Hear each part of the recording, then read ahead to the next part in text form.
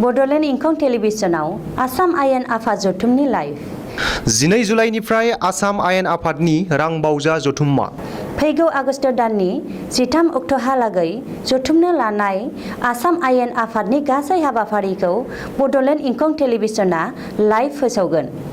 मुंख'नो गोनांदि बड'लेण्ड इंखं टेलिभिजनखौ केबल लोगोसे इउटिउबआव आरो गुबुन गुबुन बिजोङाव टेलिकास्ट खालामनाय जायो। बड'लेण्ड इंखं टेलिभिजनाव आसाम आयेन आफाद जथुमनि लाइभ 12 जुलाइनिफ्राय आसाम आयेन आफादनि रांबावजा जथुम्मा फैगौ आगस्ट दाननि 13 अक्ट'हालागै जथुमनो लानाय आसाम आयेन आफादनि गासै हाबाफारिखौ बड'लेण्ड इंखं टेलिभिजना लाइभ फोसावगोन। मुंख'नो गोनांदि बड'लेण्ड इंखं टेलिभिजनखौ केबल लोगोसे इउटिउब आरो गुबुन गुबुन बिजोङाव टेलिकास्ट खालामनाय जायो।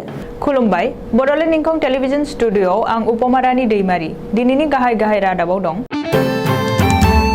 मिरु नखर मन्थ्रिया तामुलपुर मेडिकेल कलेज हस्पिटालनि अन्थाइ खुन्थिया गायसनबाय। गाबोन फोसावगोन कभिडनि गोदान एसअपि। सेबानि बिथोन 9 थाखोनि फरायसाफोरा 10 सेप्तेम्बरनि गेजेराव मुं रेजिस्टार खालामनांगोन। 22थि कारगिल दावहा देरहासार फोरबोनि खाबुआव गाहाय मन्थ्रि नरेन्द्र मदि आरो कंग्रेस दैदेनगिरि राहुल गान्धीआ हामलायनाय हरदों। कर्नाटकनि गिबि मन्थ्रि मासिनिफ्राय बीएस येडियुराप्पाया बिबान एंग्लायबाय। छावरानि एमएलए सुशान्त बरगहाया 2 आगस्तखालि बीजेपीआव जइन जासिगोन। मिज'नि गुलियाव आसाम पुलिस जवान जखम। खेत्रीआव उन्दै हिन्जावसाखौ हानजायारि जिनाहारि खालामदों।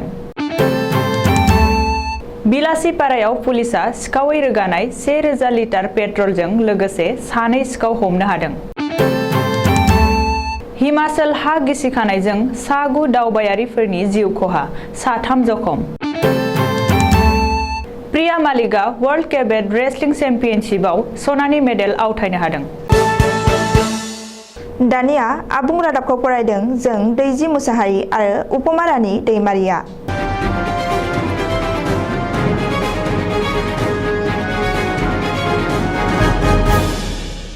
मिरु नखर मन्थ्रि अमित शाहआ तामुलपुर मेडिकेल कलेज आरो हस्पिटालनि अन्थाइ खुन्थिया गायसंबाय। सनिबारखालि मोनाबिलि 5:30 रिंगायाव गुवाहाटी कलाक्षेत्रआव बानजायनाय मोनसे सोरखारि हाबाफारिनि गेजेरजों मिरु नखर मन्थ्रि अमित शाहआ तामुलपुर मेडिकेल कलेज आरो हस्पिटालनि अन्थाइ खुन्थिया गायसङो। बे हाबाफारियावनो बाहागो लायो गिबि मन्थ्रि डक्टर हिमन्त बिश्व शर्मा, बिधान सभानि बुंथिगिरि बिस्वजित दैमारि, लोगोसे बिटिसिनि गाहाय प्रमद बर' आरो गोबांसा केबिनेट मन्थ्रि एमएलए आरो बिटिसिनि इएम एमसिएलए फोरा। मख'नो गोनांदि बिटिआर गोरोबथानि गेजेरजों मोनबोनो हानाय तामुलपुर मेडिकेल कलेज देहा फाहामसालिया बड'लेण्डनि नैथि मेडिकेल कलेज आरो हस्पिटाल आरो बेनि लुफुंनाय खामानिखौ थाबैनो जागायनाय जासिगोन। रिपर्ट बादिब्ला तामुलपुर मेडिकेल कलेज आरो हस्पिटालाव बेरामिफोर जोथोन लानो थाखाय गं 420 बिसनाफोर थागोन।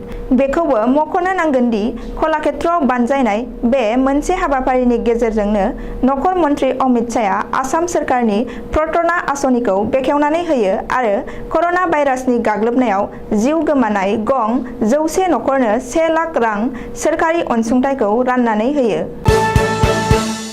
रायजो सोरखारा गाबोन फोसावनो हागौ कभिडनि गोदान एसअपि। आथिखाल थासारिखौ नायनानै कभिडनि गोदान एसअपि फोसावगोन रायजो सोरखारनि सावस्रि बिफाना। मख'नो गोनांदि गोदानै फोसावजानो गोनां एसअपिआव आबुं कन्टेनमेन्ट जनाव थानाय 5 जिल्लाफोर फारियै जरहाट, लखिमपुर, सनितपुर, डिब्रुगड़ आरो बिश्वनाथ जिल्लायाव माखासे नेमखान्थिनि सायाव गुरुं जानो हागौ। ओरैहाय सनिबारखालि सावस्रि मन्थ्रि केशव महन्तआ फोरमायनाय बादिब्ला बे समाव रायजोआव कभिडनि थासारिया गाहामसिनाव फैबाय आरो सावस्रि बिफाना गथायनाय रिपर्टखौ गिबि मन्थ्रिया नायबिजिरगोन आरो बेनि उनावसो गोदान थांखि लागोन। बबेखानि गोदानै फोसावजानो गोनां एसअपिआव आबुं कन्टेनमेन्ट जनाव थानाय 5 जिल्लायाव सानजौफु 12 रिंगासिम दखान गला खुलिनो गनायथि होनो हागौ। बेबादिनो गुवाहाटी नोगोरमायाव मोनाबिलि 6 रिंगासिम खुला थानो हागौ। नाथाय इन्टार डिस्ट्रिक्ट दावबायनाया फिन आबुं बन्द जागोननि इसाराया बांसिन। मख'नो गोनांदि गोदानै फोसावजानो गोनां कभिडनि एसअपिआ फैगौ बुधबार खालिनिफ्राय गोहोम गोग्लैगोन। सेबाया 9 थाखोनि फरायसाफोरनि मुं रेजिस्टार खालामनाय जोबथा खालारखौ फैगौ 10 सेप्तेम्बर खालारसिम फोलावबाय। सेबाया दिनै मोनसे नटिफिकेसन फोसावनानै फोरमायथिनाय बादिब्ला 9 थाखोनि फरायसाफोरा फैगौ 10 सेप्तेम्बर खालारनि गेजेराव गावबा गावनि मुंखौ रेजिस्टार खालामनो हागोन। फरायसाफोरा 14 सेप्तेम्बरनि गेजेराव गावबा गावनि मुं रेजिस्टार खालामनायनि सालान एबा मासुलखौ जमा होनो हानायनि खाबुखौ सेबाया होदों। मख'नो गोनांदि रायखांजानाय खालारनि गेजेरावनो 9 थाखोआव फरायफुनाय गासैबो फरायसाफोरखौनो गावबा गावनि मुंखौ अनलाइननि जोहै रेजिस्टार खालामनो थाखाय बिथोन होदों सेबाया। दिनै 22 जुलाइ खालि दुलाराय भारत 22थि कारगिल दावहा देरहासार फोरबो खुंदों। गाहाय मन्त्रि नरेन्द्र मदि आरो कंग्रेस दैदेनगिरि राहुल गान्धीआ गावबा गावनि टुइटाराव लिरनानै 1999 मायथाइनि 3 मेनिफ्राय 22 जुलाइसिम जम्मु काश्मीरनि LOC कारगिलाव भारत आरो पाकिस्ताननि गेजेराव दावहा नांनानै भारतखौ देरहासार होनानै मुंख्लं जालांनाय बिर जोहोलावफोरनो बिबार बावनाय आरो गोरबोनि हामलायनाय बावहरदों। बेनि अनगायैबो लेङाइ हादोरगिरि वेंकैया नायडुआबो हामलायनाय हरदों। डिफेन्स स्टाफनि गाहाय बिपिन रावत, आर्मिनि गाहाय general MM Naravane, air chief marshal RK Bhadauria, navy vice chief admiral G Ashok Kumar आरो भाइस एडमिरेल अतुल जैनमोनहा गोदान दिल्लीनि वीर जवान मुंख्लं खाम्फायाव बिबार बावदों। मख'नो गोनांदि हादोरगिरि रामनाथ कविन्दआ काश्मीरनि द्रासआव थानाय मुंख्लं सेमेटारियाव दिनै बिबार बावहैनो गोनांमोन, नाथाय बोथोर गाज्रिनि जाहोनाव बै जायगासिम थांनो हायैनि बारमुल्लायावनो बिबार बावनो गोनां जादोंमोन। कर्नाटकआव बीजेपी दोलोनि MLA-फोरा इसिङारि नांलाय खमलाय आरो गोरोबलायैनि जाहोनाव गिबि मन्त्रि BS येड्डुराप्पाया गावनि गिबि मन्त्रि मासिखौ एंग्लायबाय। समबारनि फुङाव रायजो बेंगिरि थावारचन्द गेहलतनि खाथियाव थांनानै गावनि बिबान एंग्लायनाय लाइखौ गथायहैदों। येड्डुराप्पाया टुइटाराव लिरनानै बे खौरांखौ गावनो फोसावदों। अदेबानि रायजो बेंगिरिया गोदानै गिबि मन्त्रि सायख'जासिमहालागै लाथ' एबा जोथोन लाथ' गिबि मन्त्रि महरै थाथ'नो थाखाय येड्डुराप्पाखौ बिथोन होदों होननानै मिथिहोदों। टुइटाराव लिरनानै येड्डुराप्पाया बुंदों दि कर्नाटकनि गासैबो रायजो राजाया गावखौ बोसोरनै सम गिबि मन्त्रि महरै सिबिथायनि खाबु होनायनि थाखाय जोबोद साबायखर बावबाय। मख'नो गोनांदि आथिखालाव कर्नाटकआव BS येड्डुराप्पाया गावनि गिबि मन्त्रि बिबानखौ हरखाबै एंग्लायनाया गोदान बाथ्रा नङा। मानो होनोब्ला बेबादिनो गेजेर ससेयाव गोबां खेब गिबि मन्त्रि बिबाननिफ्राय बिबान एंग्लायनायनि बिदिन्थि दङ। कंग्रेसआव आरोबाव गेदेर गुगानाय। कंग्रेसनि गुबुन सासेबाव MLA-आ BJP फारसे। मरियनीनि MLA रुपज्योति कर्मीआ कंग्रेस नागारना BJP-आव हाबहैनायनि उनाव थावरानि MLA सुशांत बरग'हायाबो कंग्रेस नागारना BJP-आव हाबहैनो सिगांदों। थावरानि कंग्रेस MLA सुशांत बरग'हाया फैगौ 2 आगस्ट खालि BJP-आव जइन जानायनि बाथ्रा मिथिनो हानाय बादिब्ला सुशांत बरग'हाया BJP-आव जइन खालामनायनि सिगांनो फैगौ 30 जुलाइ खालि गावनि बियाबनिफ्राय गुवाहाटीआव फैगोन आरो गुवाहाटी नोगोरमानि हेंग्राबारियाव थानाय BJP-नि गाहाय मावख'आव BJP दैदेनगिरिफोरजों सावरायगोन। मख'नो गोनांदि सुशांत बरग'हाया दोलो नागारना खुंथाय गोहोआव थानाय BJP-आव हाबहैनाय कंग्रेसनि नैथि MLA जागोन आरो सुशांत बरग'हाया कंग्रेस नागारना BJP-आव जइन खालामगोना थि जाबाय होननानैबो मिथिनो हादों। नोजोरथावदि सुशांत बरग'हाया बारग'लांनाय बिधानसभा बिसायख'थियाव BJP-नि बिजाथि कुशल देउरीखौ फेजेननानै थावरा बियाबाव MLA महरै सायख'जादोंमोन। आसाम मिज'राम सिमनायाव फिन दुंहाव थासारि। दुथां मिज'नि गुलियाव आसाम पुलिसनि जवानफोरनि जखम। आसाम मिज'राम सिमना ओनसोल लायलापुराव जादों बे जाथाया। मिन्थिनो हानाय बादिब्ला लायलापुराव आसाम पुलिस आरो मिज' पुलिसनि गेजेराव मोगा-मोगि गावलायदों। आसामनि हायाव मिज'फोरा दखल खालामफैनायखौ खौरां लानो थांनाय समावनो मिज'फोरा आसाम पुलिसनि सायाव गाग्लोबदों। बे जाथायाव आसाम पुलिसनि गोबांसा जवानफोरा जखम जानो गोनां जादों। बबेखानि मिज'फोरा काछार जिल्ला बेंगिरिनि गारिखौबो गाग्लोबना थेर-बेथेर खालामदों होननानै सुलुं मोनदों। ओरैहाय बे जाथायनि उनाव आसाम मिज'राम सिमनायाव बांसिन रैखाथि जवानफोरखौ थिसननाय जादों होननानैबो मिथिनो हादों। आसामाव फिन मुगैथाव जाथाय। पुलिस थानायाव इजाहार होनायनि उनावसो 12 बोसोर बैसोनि गुबुन सासे उन्दै हिनजावसाखौ हानजायारि जिनाहारि खालामनाय जाथाया सोराङाव फैदों। 24 जुलाइ खालि कामरुप मेट्र' जिल्लानि खेत्रीयाव बे जाथाया जादों। सुलुङाव फोरमायथिनाय बादिब्ला खेत्रीनि उलनि ताम हलंआव थाग्रा 12 बोसोर बैसोनि सासे उन्दै हिनजावसाखौ लांसुनियाफोरा हानजायारि जिनाहारि खालामना गारलाङो। नाथाय उननि समाव दुखुथिया हिनजावसाखौ बोखांनानै गुवाहाटी मेडिकेल कलेज आरो हस्पिटालनि चाइल्ड सेन्टाराव एडमिट खालामनाय जायो। बे समाव हिनजावसानि देहाया गाहामाव फैफिनबाय होननानै पुलिसा फोरमायदों।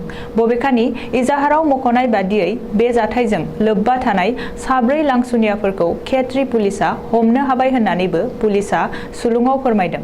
हमजानाय लांसुनियाफोरखौ फारियै मालयबारिनि बकुल बैश्य, दुरुंनि विशास सरकार आरो चिरन्जित सरकार आरो कामरुप नगावनि केशव बिश्वास होननानै पुलिसा सिनायथिनो हादों।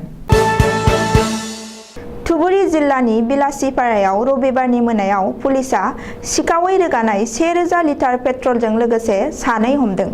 बिलासिपारा महकुमानि मेजिस्ट्रेट अजित कुमार भौमिकआ खौरांगिरिनि सिगाङाव बुंथिनाय बादिब्ला संगालिनि सुलुङाव खौरां मोननाय लोगो लोगोनो बिलासिपारानि एसडिपिअ आरो थानानि असिजों लोगोसे गावबो जयै थांनानै सिखावै रोगानाय पेट्रलखौ जब्द खालामनो थाखाय सुग्रोमहैदोंमोन। बे समावनो पेट्रल सिखावा हाखु दाखुयै गौरां दैसायाव पेट्रलनि बेरेलखौ नाख्लायनानै दोनखुमानो नाजादोंमोनब्लाबो उनाव पुलिसा गासै 4 बेरेलखौ बोखांनो हादों। पुलिसनि सुलुङाव फोरमायदों दि बे पेट्रलखौ गवालपारानिफ्राय बुरलुंबुथुर दैमाजों लाबोदोंमोन। आथिखालाव पुलिसा हमजानाय सानै सिखावनि बेरेखायै केस रेजिस्टार खालामनानै नायबिजिरनायनि खामानिखौ जागायबाय होननानै मिथिहोदों। हिमाचल प्रदेशनि किन्नौर जिल्लायाव हा गिसिखानायजों मैया 9 दावबायारिनि जिउ खहा जायो आरो 3 जखम जायो। किन्नौरनि डिप्युटी कमिशनार आबिद हुसेन सादिकनि बादिब्ला बे जाथाया मैया रबिबार खालि बेलासियाव सिटकुल गामिनिफ्राय संलासिम थांबाय थानाय समावनो बांद्राय अखा हानायनि थाखाय हा गिसिखानानै मोनसे गिदिर बल्डारा अट'आव गोग्लैसिनफैना गारि आरो दालां सिफायनानै 9 सुबुंनि जिउ खहा आरो 3 सुबुंनि जखम जायो होननानै मिथियो। थैनाय सुबुंफोरखौ फारियै महाराष्ट्रनि प्रतीक्षा सुनील पाटिल, छत्तीसगढ़नि आमोस बापाट, सतीश काटाकबार, दिल्लीनि उमारव सिंह, कुमार उल्हार वेद पाठक, अनुराग बिहानी, माया बिसा बिहानी होनना पुलिस बिफाना सिनायथियो। बे जाथायाव भारतनि हादोरगिरि रामनाथ कोविंदजों लोगोसे पीएम नरेंद्र मोदीआ टुइट खालामना गोथौयै दुखु फोरमायो। बेराफारसेथिं सानथामनि थाखाय मान्डियाव दावबायनो थांनाय हिमाचलनि गिबि मन्थ्रि जयराम ठाकुराबो गोथौ दुखु फोरमायो आरो थाबैनो रैखाथि राहा लानो थाखाय किन्नौर जिल्ला एडमिनिस्ट्रेशनखौ खावलायो। मख'नो गोनांदि जखम जानाय सुबुंनि फाहामथायनि थाखाय थाग थियारि खालामनाय जाबाय आरो नेशनेल प्राइम मिनिस्टार रिलिफ फान्डनिफ्राय थैनाय 9 सुबुंनि नखरनि मानसिनो 2 लाख रां आरो जखम जानाय सुबुंनो 50,000 रां होगोन होननानै फोसावो भारतनि प्राइम मिनिस्टार नरेंद्र मोदी। भारतारिफोरनि थाखाय मोनसेनि उनाव मोनसे मोजां आरो गोग्गाथाव खौरां। टकिअ अलिम्पिकआव मणिपुरनि मीराबाई चानुआ रुपानि मेडेल आवथायखांनायनि सानसे उनावनो भारत हादरनि रेसलार प्रिया माल्लिकआ 2021 मायथाइनि 25 जुलाइ रबिबारखालि हांगारियाव जानाय वर्ल्ड केपेट रेसलिं चेम्पियनआव सनानि मेडेल आवथायनो हायो। प्रियाया 73 केजि लिरथायजों सेनिया पेटाप'-बिजनि हेंथायै 5-0 रेसलिं गेलेनाय बादायलायनायाव देरहानानै सनानि मेडेल आवथायनो हायो।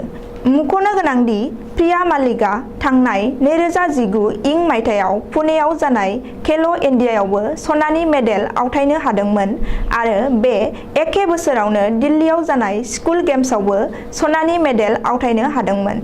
लोगोसे 2020 मायथाइयावबो आरोबाव दांनै सनानि मेडेल आवथायनो हानाय सासे गोख्रों रेसलिं गेलेगिरि।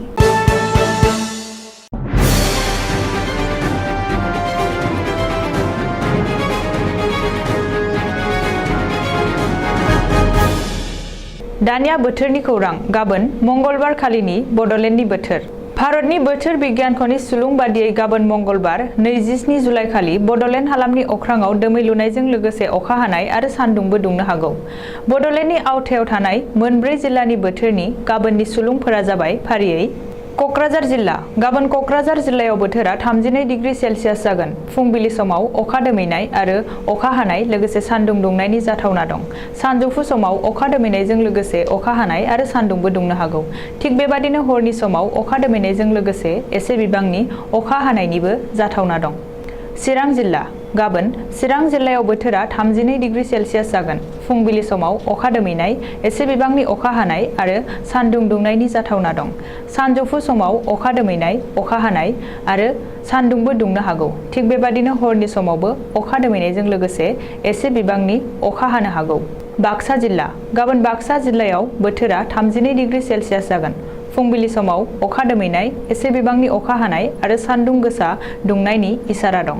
सानजौफु समावबो अखा दोमैनाय अखा हानाय आरो लोगोसे सान्दुं दुंनायनिबो जाथावना दं। थिग बेबादिनो हरनि समावबो अखा दोमैनायजों लोगोसे एसे बिबांनि अखा गोग्लैनायनि इसारा दं। उदालगुरि जिल्ला गाबोन उदालगुरि जिल्लायावबो बोथोरा 32 डिग्री सेलसियास जागोन। फुंबिलि समाव अखा दोमैनाय एसे बिबांनि अखा हानाय आरो सान्दुं दुंनायनिबो इसारा दं। सानजौफु समावबो अखा दोमैनाय अखा हानाय आरो सान्दुंबो दुंनो हागौ। थिग बेबादिनो हरनि समाव अखा दोमैनायजों लोगोसे एसे बिबांनि अखा हानायनि इसारा दं। दिनैनि रादाबा एसेनोसै। गोजोन्थों।